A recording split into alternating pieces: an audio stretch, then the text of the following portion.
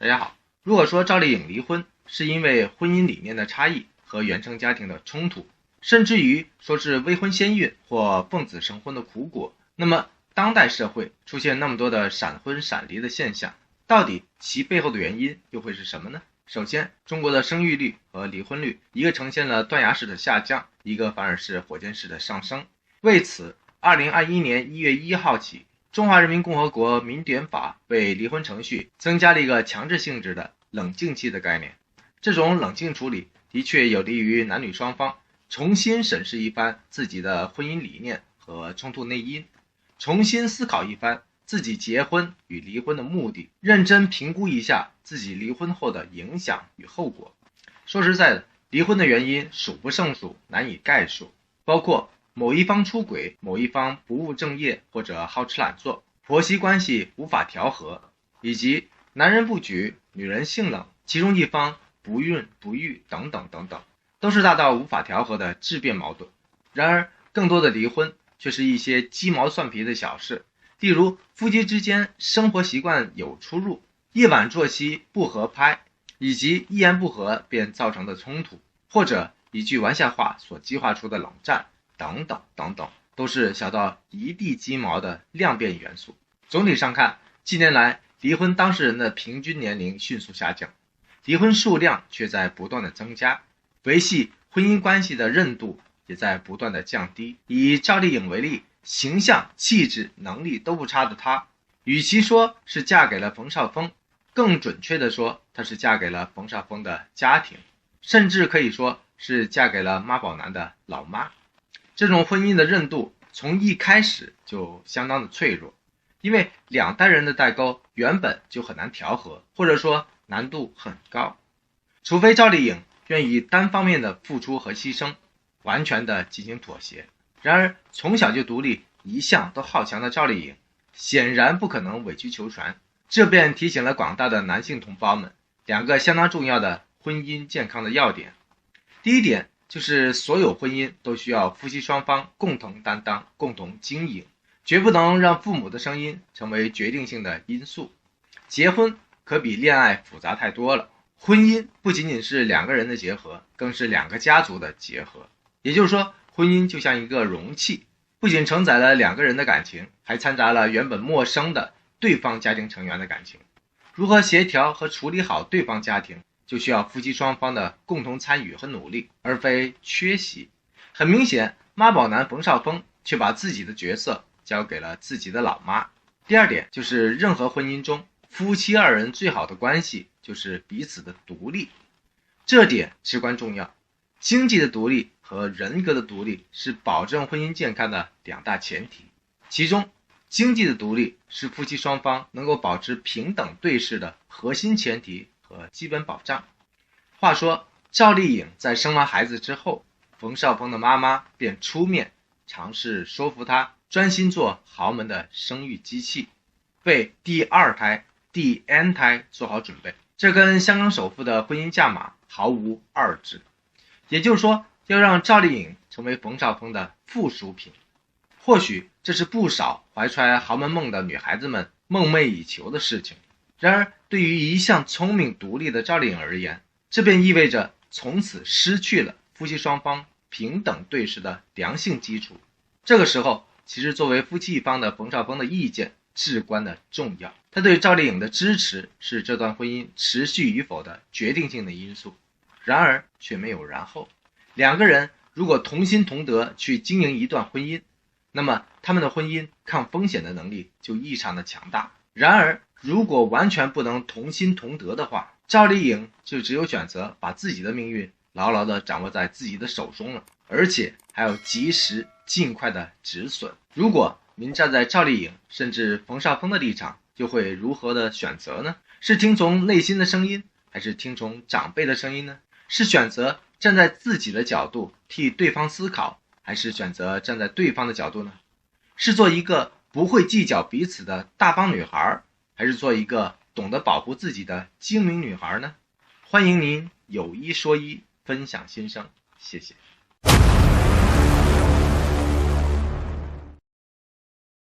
人生就是这样，不如意十常八九，狗血的婚姻司空见惯，甚至狗血的剧情还能大行其道，每天洗眼。比方说，内地狂赚40亿票房的《满江红》在香港上映3天票房仅5.3万港元，所以斗机灵的网友马上评价说，一国两制是真的，甚至还有传闻说赵丽颖、张碧晨现在已经没有联系，甚至由爱生恨。对于这点，但凡熟悉本频道的朋友，或许还记得喜欢深扒、硬核分析，而且视角永恒359度，观点永恒与别不同的询问我，早就在赵丽颖的生日前后发现各种端倪了，只是到了现在，有些瓜皮和细节相继浮出水面而已。赵丽颖这次上兔年央视春晚唱满庭芳国色，力证自己唱功一流，结果张碧晨貌似眼红满庭芳国色，绞尽脑汁想写古风词，张碧晨还不忘安利狂飙，借此内涵风吹半夏，各种不加掩饰的流言成为了网络的多彩而奇葩的记忆。可以说真按我常说的将心比心，真的是说易行难。有意思的是，千丝万缕的内娱瓜皮注定是没完没了的。比方说孙千、周雨彤是铁杆闺蜜，于是张碧晨百忙之中抽空为周雨彤庆生，直言十分喜欢她。于是赵丽颖一边参加兔年央视春晚的大连排，一边约孙千看深海。各种简单而复杂的娱乐圈因爱生恨，狗血横生，您觉得眼花了没？只是让赵丽颖、冯绍峰因戏结缘，婚姻狗血的知否？在岁月的洗礼下，一点都不狗血，甚至历久弥新，成为了最近更大规模的潮流探讨，而且跟全世界大火的抖音有关。其热度跟成尔、王一博的二搭话题不相上下。或许您想不到的是，成尔、王一博的二搭话题背后，跟赵丽颖的知否内热居然大同小异，款曲暗通。就像张碧晨、赵丽颖、满庭芳、冯绍峰、少峰妈各种9不搭八，却又殊途同归的因果和终章。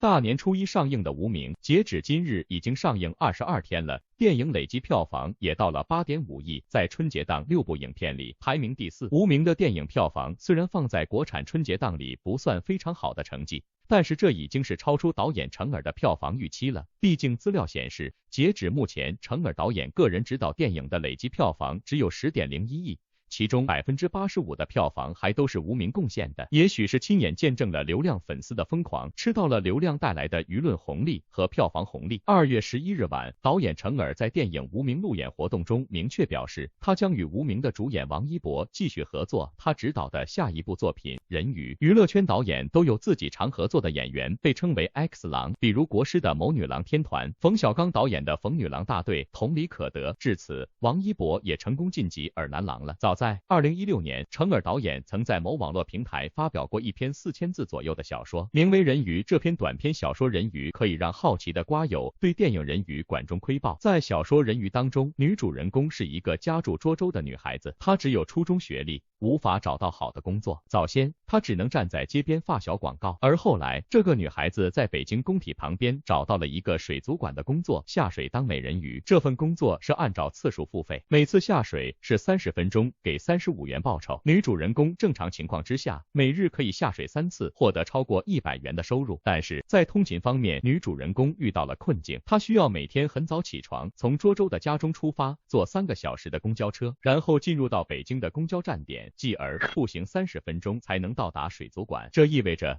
这个涿州姑娘每天需要花费6个小时在通勤的路上。于是乎，女主人公和男主人公见面，也是想要解决通勤的问题，希望能够在水族馆附近获得一个住处。根据这篇小说的内容占比和男性角色的戏份来说，男主人公无疑是 C 位的，但成尔导演小说里对男主人公的形容是长着一张变态却充满了慈悲的脸的程以军，是我认识的唯一一个时常雀跃的成年人。结合王一博在《无名》里刻意挑衅梁朝伟的戏份，感觉成尔导演如果真按自己的小说拍摄，那还挺符合故事原文设定的。说到这，您有没有想过，文艺片个性导演成尔，二搭商业巨子王一博，会不会继续出现超级商业片2.0的梗呢？毕竟文艺片化身商业片不是一句话能解决的，或许需要2句才行。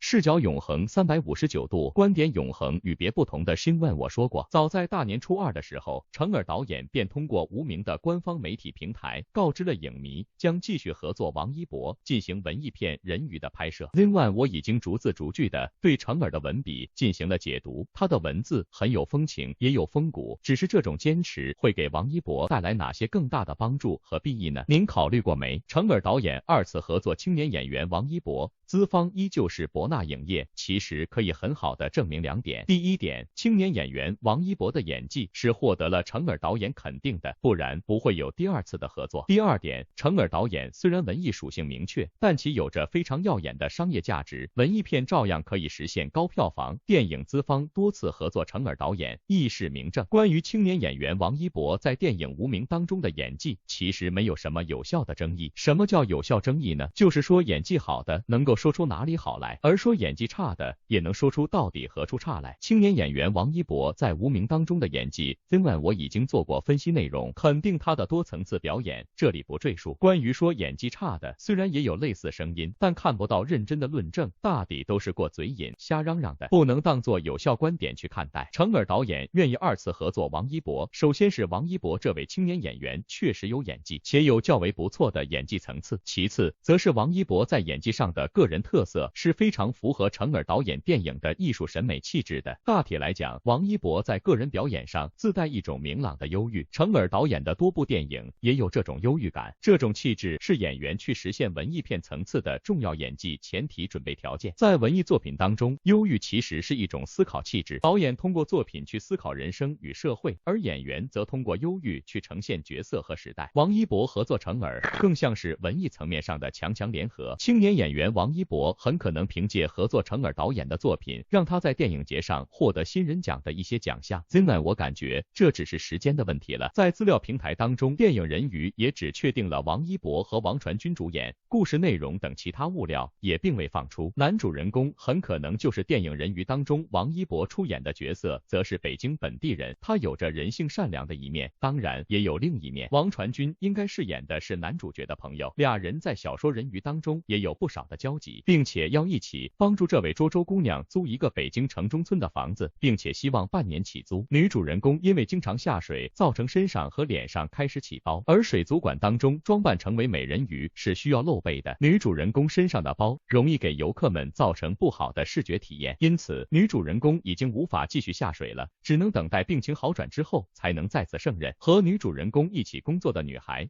跳槽到了夜总会当中，在那里边的大鱼缸当中表演。只基于程耳的小说《人鱼》来看，这部作品关怀的是大都市北京之下的饮食男女们，尤其是关怀大都市北京之下的孤独与通勤问题。孤独是灵魂层面的，通勤时间太长则是切实层面的。电影《人鱼》的艺术属性应该便是对都市群体的这些人文关怀吧。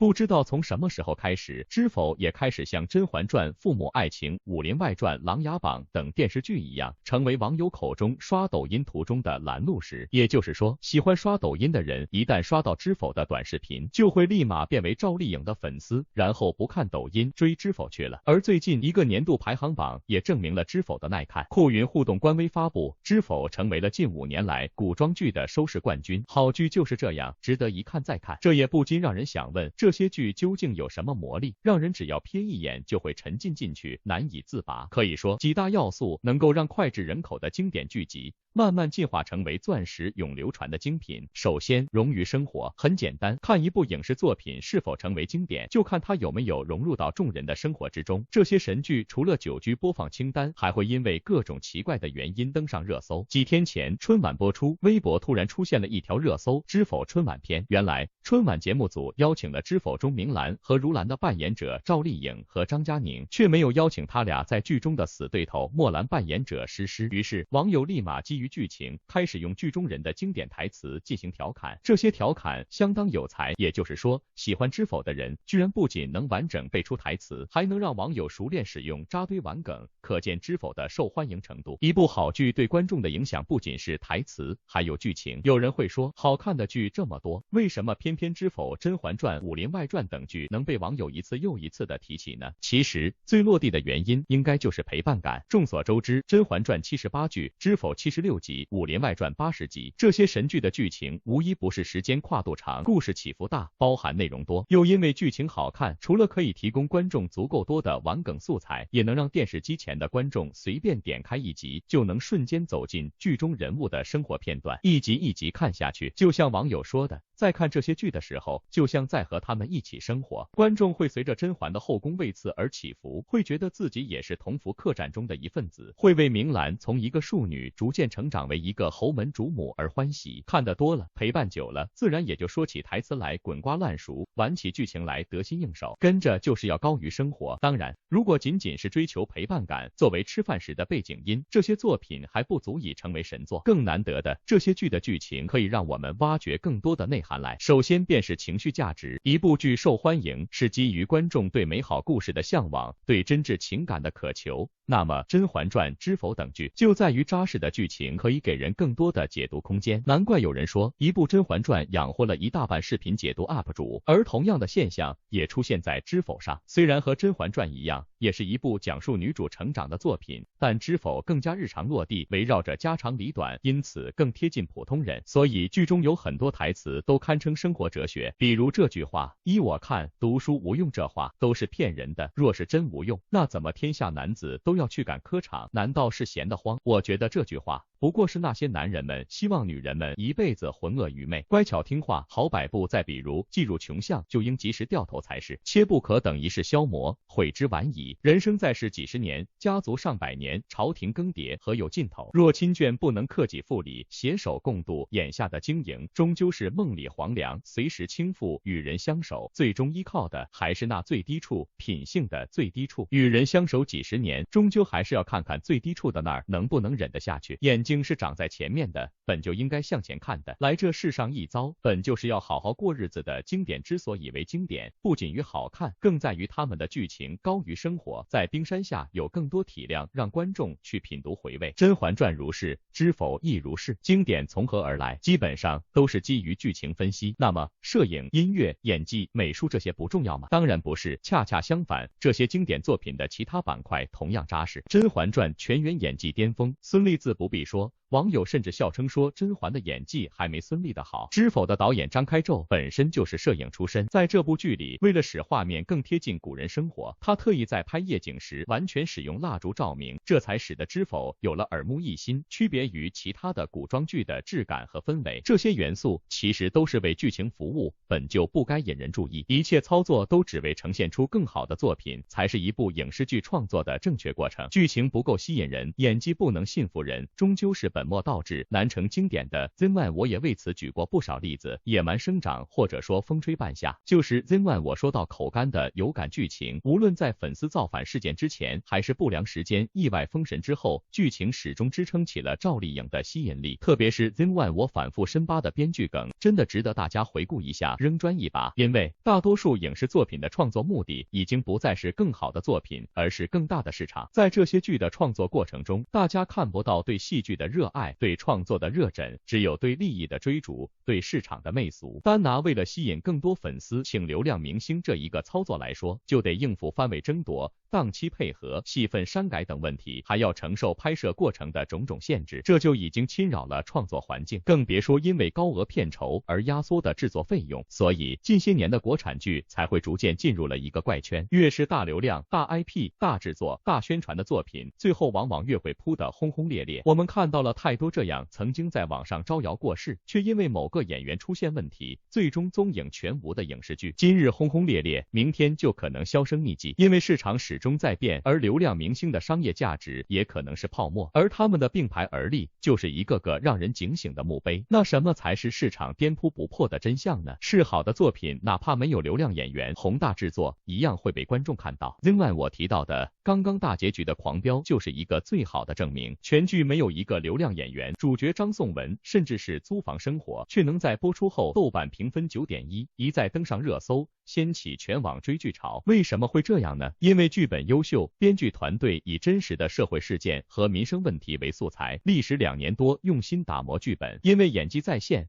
饰演大嫂的高叶10年配角无人问，一部《狂飙天下之》，因为故事新鲜，导演没有追逐市场拍摄所谓的古偶仙侠，而是坚持立足现实题材，在社会热点中找灵感，这才成就了一部观众喜闻乐见的好作品。桃李不言，下自成蹊。既然选择追逐虚假的商业泡沫，就要接受泡沫随时破灭的后果，而只有踏实用心进行创作，观众自然就会向你奔来。其实他们并非不懂这个道理，只是做出了自己的选择，而吃瓜群众作为最后的观众也可以做出选择。所以无名这次完美树立起了导演成尔的实益信心，不为别的，只求二搭，只为王一博。